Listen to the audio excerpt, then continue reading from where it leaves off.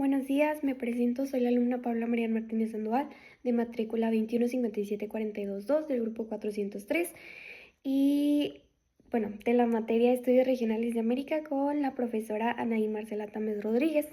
En esta actividad voy a estar presentando la evidencia número 1, en donde vamos a ver una presentación sobre las 4 lecturas de la fase 1.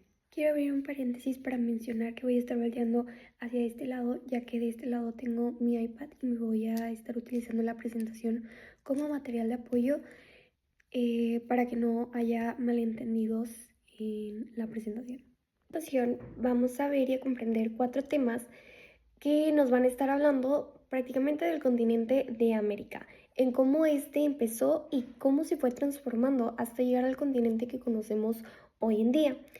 Y pues bueno, dentro de estos temas que vamos a ver, vamos a estar viendo el primer tema. El primer tema es de la nueva historia descolonizada de América, en donde vamos a ver todo lo que se llevó dentro del continente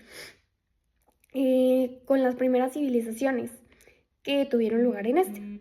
Pues bueno, después de este vamos a ver el segundo tema. El segundo tema es la era del imperio. En este vamos a ver cómo se fue transformando y qué fue las acciones que se llevaron para esta transformación. Por tercer tema vamos a ver las guerras de independencia y el nacimiento de los Estado-nación americanos, una reconsideración.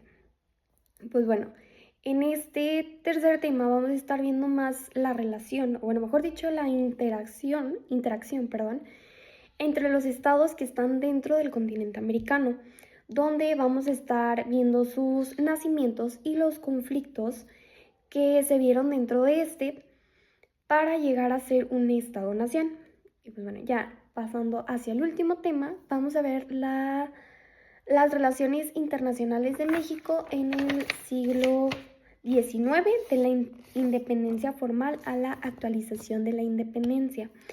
Bueno, en este último tema vamos a ver, cómo lo dice su mismo tema, vamos a ver las relaciones internacionales entre México, o sea, cómo México va a estar colaborando con otros países y cómo va a ser esta interacción, en donde vamos a ver un poquito más a profundidad la independencia de este y cómo fue su proceso para el México que conocemos hoy en día.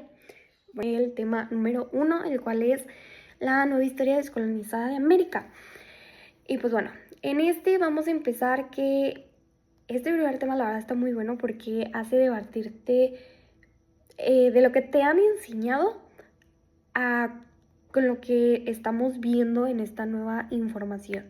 Pues bueno, primero nos menciona que los indígenas eran unos salvajes que apenas podrían sobrevivir. ¿A qué me refiero con indígenas salvajes? Bueno, ¿a qué se refiere el libro con este término?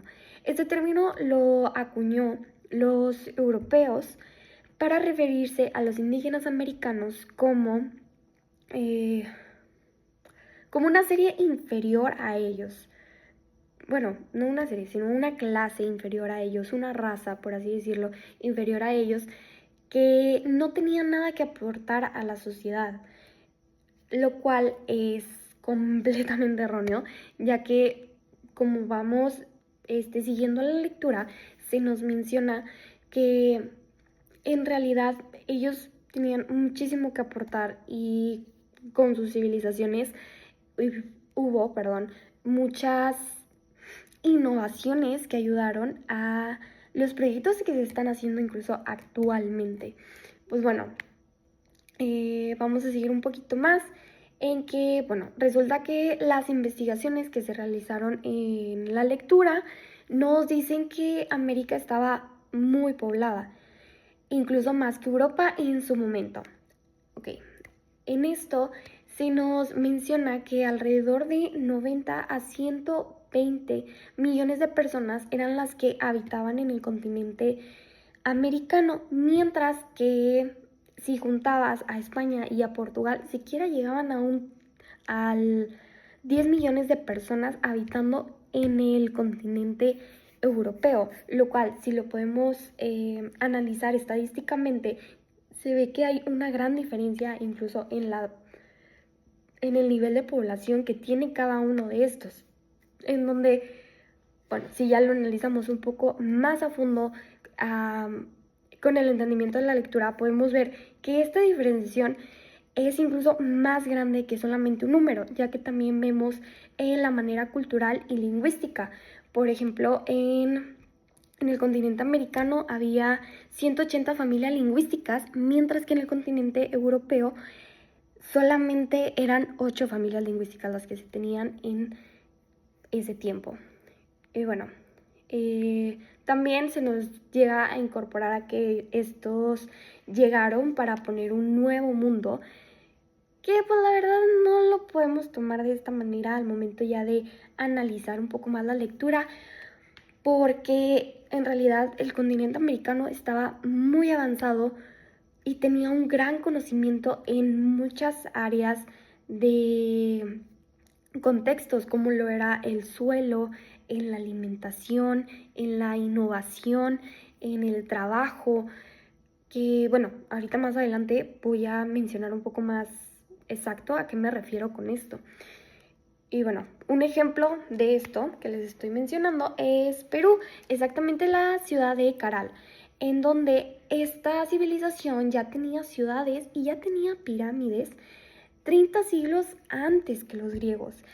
Y pues bueno, en esto quiero hacer un hincapié de que casi siempre cuando se nos va inculcando de qué civilizaciones fue primero, por medio del entretenimiento, por películas, por series, por libros de ciencia ficción, de los que sea, se nos inculca que Grecia fue una de las civilizaciones más antiguas.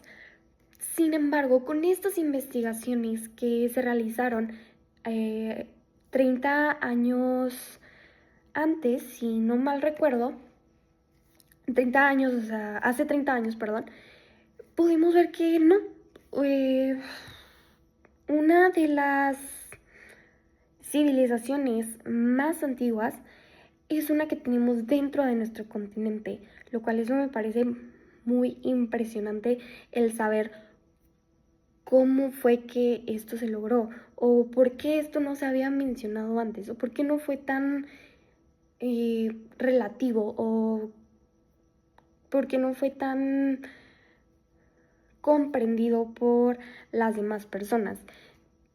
Entonces, bueno, eso nos deja todavía a la idea de que antes sí tenía mucha influencia lo que dictaba el continente europeo, cuando pues en realidad la verdad era que no estaban en lo correcto. Pues bueno,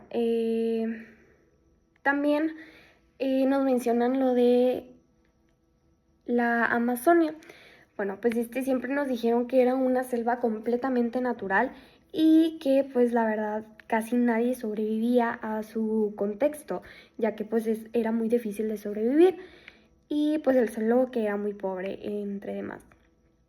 Y bueno, en estas investigaciones se nos demuestra que no, que allá los indígenas, una civilización, inventaron una tierra súper fértil que la llamaron Terra Preta, en donde con esta Terra Preta diseñaron sus propios bosques con comida, o sea, de frutas, para lograr alimentarse y lograr sobrevivir a aquel contexto en el cual estaban viviendo.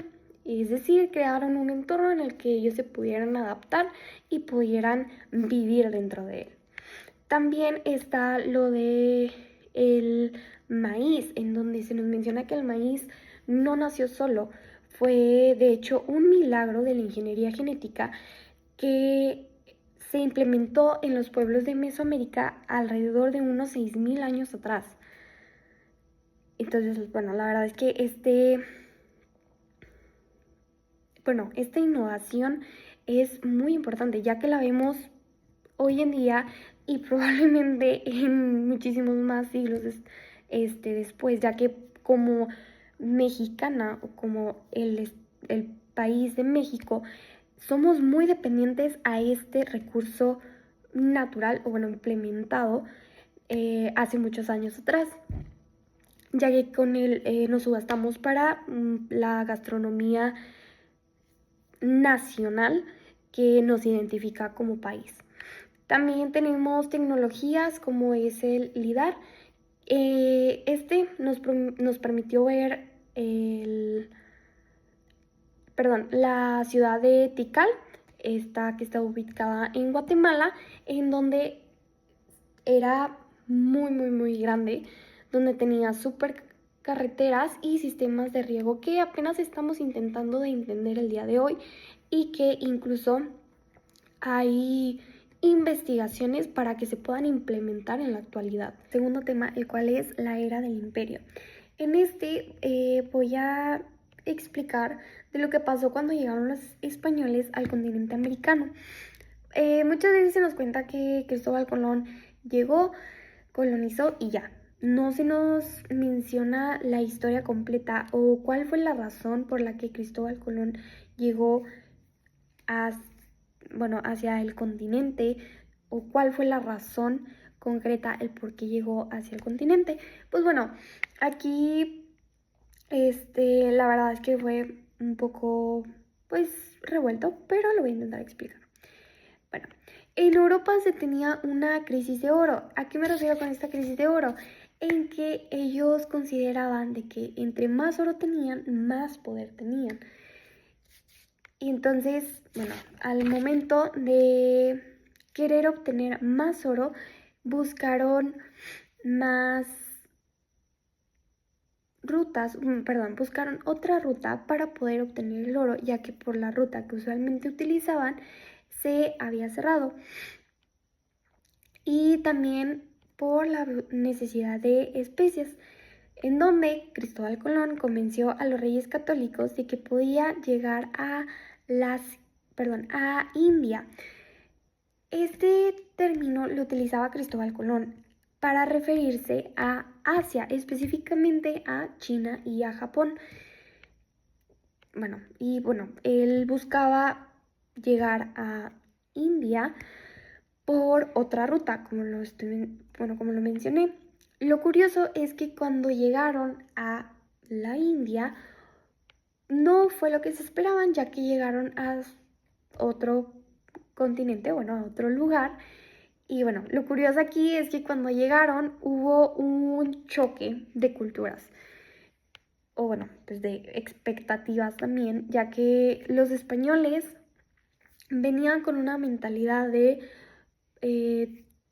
oro es poder, de esclavitud y con otras mentalidades culturales. Y los pueblos que habitaban, las civilizaciones que habitaban en el continente americano, no veían el oro como algo de valor económico, sino como algo decorativo, ya que en nuestro continente se utilizaba más como valor económico el trueque. Y pues la verdad, para los españoles no era algo probable para que ellos pudieran hacer.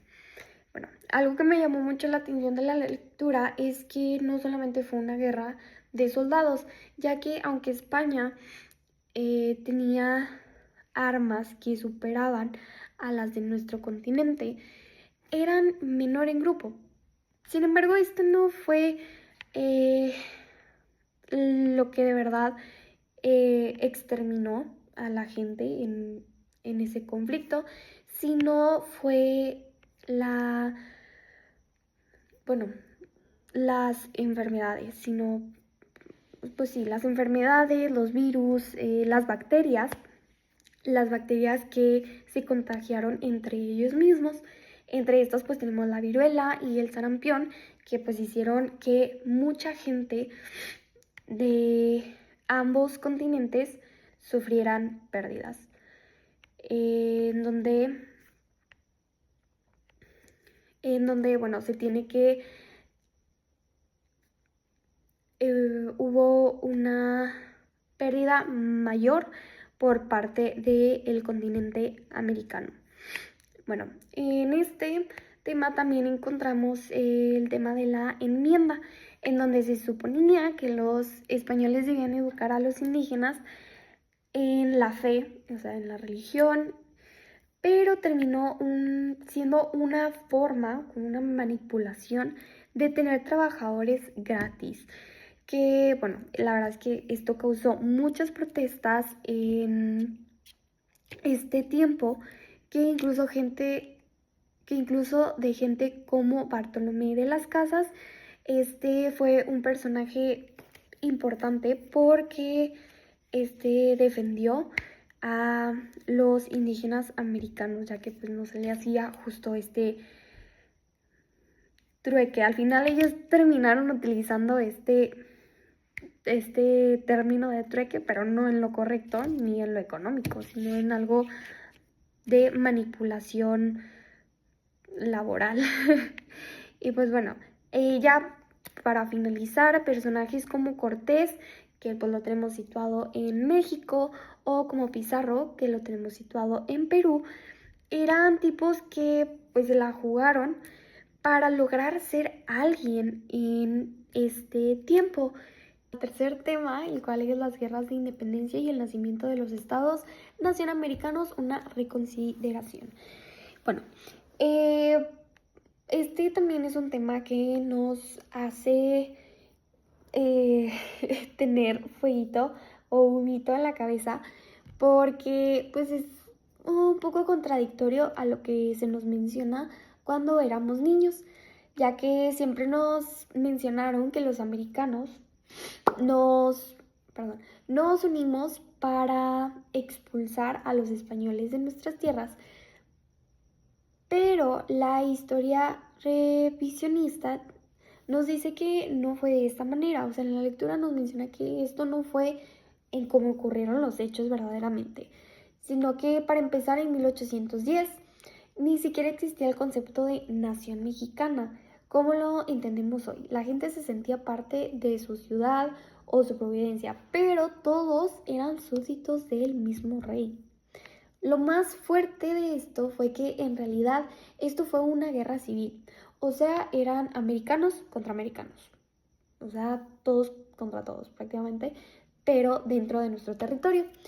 Y bueno, si checamos los datos de las batallas como la de Salta o Ayacucho, nos damos cuenta que en el ejército del rey casi no había españoles de Europa. Eran puros nacidos aquí peleando por mantener el orden que ya conocían. Incluso los primeros gritos de rebelión no decían viva la independencia, decían viva Fernando VII, porque el problema era que Napoleón se había llevado al rey y pues no sabían quién mandaba en el territorio. Entonces, aquí pues podemos replantear la pregunta de ¿por qué nos cuentan otra historia? ¿Por qué no nos cuentan la verdadera? Bueno, pues cuando nacieron los países, los gobiernos necesitaban que nos sintiéramos orgullosos y unidos, a lo que, bueno, hoy conocemos como el término de ser patriarcas, de ser muy, muy fieles a nuestra nación o a nuestras raíces. Así que inventaron, el mito de liberación de yugo español para ocultar que nos estábamos matando entre nosotros mismos por años. Pues bueno, el imperio español no se cayó porque los americanos lo empujaran, sino porque implosionó, ya que no podía competir con otros imperios y se deshizo, se desvaneció. Pues bueno, aquí en resumen, nuestros países son esa consecuencia del caos que existía en ese periodo y no de un plan nacional que ya existía de antes. Es decir, todo esto fue a raíz de nuestros mismos conflictos y no por que fuéramos unidos como lo menciona en la historia, lo cual podemos ver que pues son dos ideas muy diferentes, ya que pues en una se tiene que todos éramos muy muy unidos y en la otra pues es completamente diferente, que nosotros teníamos problemas entre nosotros y que esto llevó a un caos completamente. Y bueno, también pues hizo que se deshiciera a lo que pues se le llamaba nación. Tema número 4, el cual es las relaciones internacionales de México en el siglo XIX, de la independencia formal a la actualización de la independencia. En este voy a estar explicando más o menos qué fue lo que pasó, ¿no? Porque, bueno, se divide en varias etapas, en donde pues vamos a comenzar con la primera. Lo primero fue que el siglo XIX para México fue un siglo completamente intenso y fuerte, ya que pues estuvo lleno de problemas y de confusiones. Bueno, mucha gente cree que después de 1821 ya éramos libres y que todo estaba súper bien.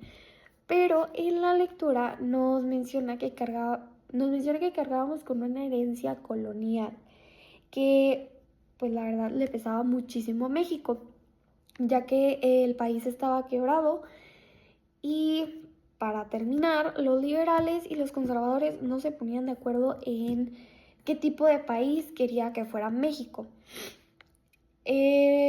Bueno, en donde en este periodo se tuvo alrededor de 45 diferentes presidentes en muy pocos años. Entonces, bueno, yo imaginándome, me imagino que se tenían demasiados problemas, tanto políticos como económicos, como sociales dentro de la nación.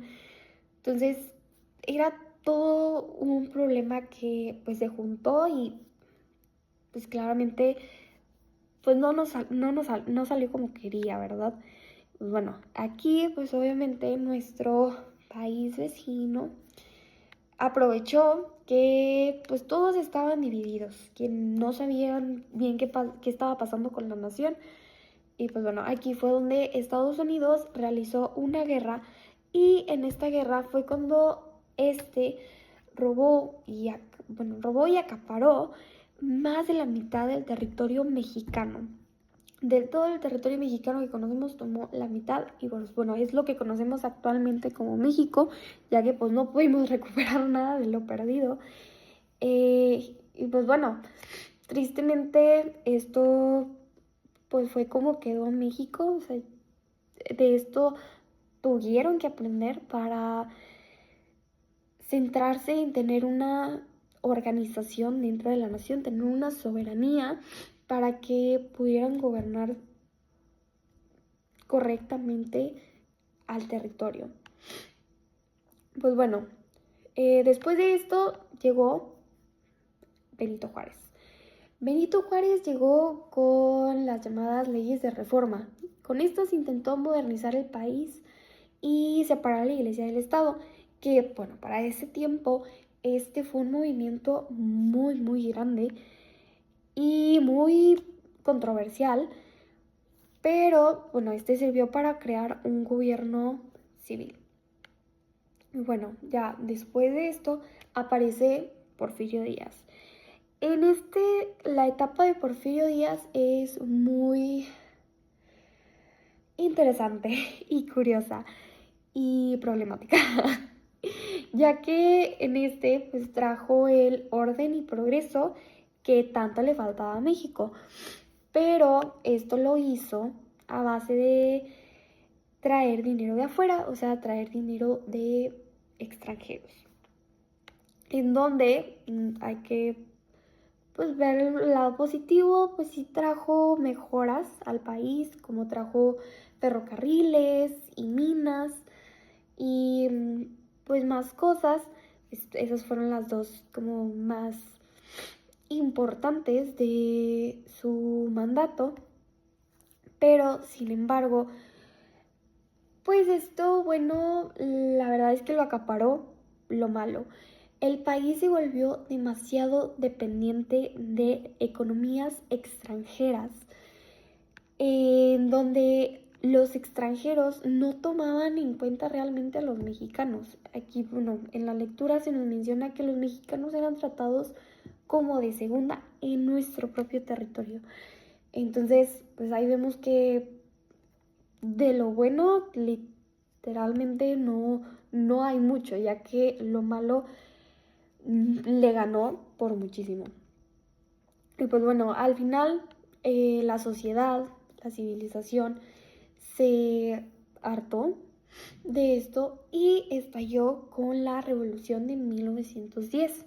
Pues bueno, lo más importante de todo esto es que con la constitución de 1917 por fin se puso en que México era dueño de su suelo y de su subsuelo, tratando de cerrar el ciclo de dependencia que se venía cargando. Ya para cerrar súper rápido con una reflexión personal, me gustaría decir que pues es muy importante conocer la historia de nuestro continente, de cómo fue que aportó para las oportunidades que tenemos hoy en día, ya que pues